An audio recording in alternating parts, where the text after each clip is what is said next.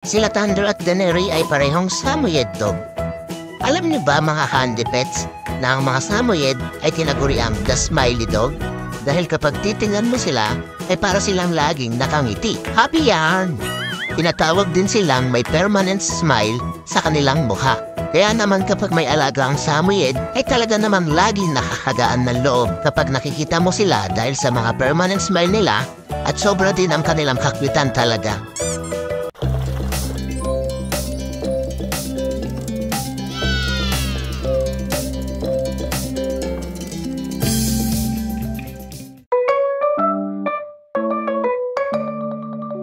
Hello ka Auntie-Pets! Welcome sa ating YouTube channel. Pasubscribe naman! Ang stud session natin for this day ay sila Thunder at Daenerys. Meron tayong shooter para talagang walang hassle ang every stud ng mga alaga natin. Sila Thunder at Daenerys ay parehong Samoyed dog. Alam niyo ba mga handy-pets na ang mga Samoyed ay tinaguriang the smiley dog? Dahil kapag titingnan mo sila ay para silang laging nakangiti. Happy yarn! Tinatawag din silang may permanent smile sa kanilang mukha. Kaya naman kapag may alaga ang Samoyed ay talaga naman laging nakakagaan ng loob kapag nakikita mo sila dahil sa mga permanent smile nila at sobra din ang kanilang kakwitan talaga.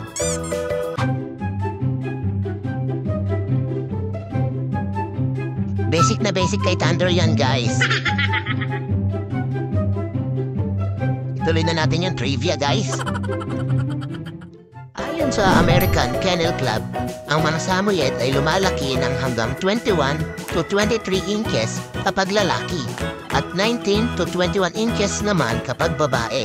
Ang timbang nila ay umaabot ng 45 to 65 pounds sa lalaki at 35 to 50 pounds naman sa babae.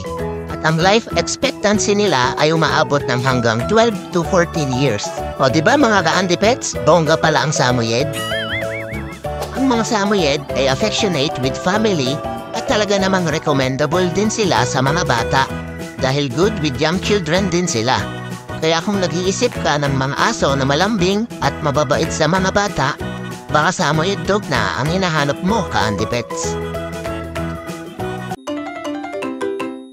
Ang pangalan nilang Samoyed ay galing sa mga Samoyed na mga semi-nomadic people from Asia na nag-migrate sa Siberia ilang libong taon na ang nakakalipas.